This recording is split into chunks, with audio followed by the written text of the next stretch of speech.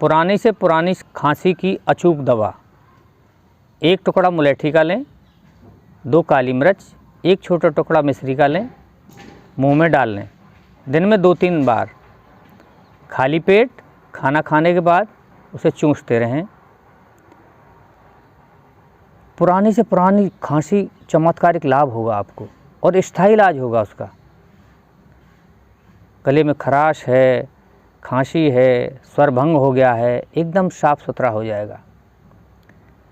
कपालभाति करें, उज्जाई प्राणायाम करें 11 से 21 बार। थोड़ा गरारे कर लें, नमक डाल के, हल्दी डाल के, एलोवेरा, अमरूद के पत्ते, उसके गरारे करें। धन्यवाद।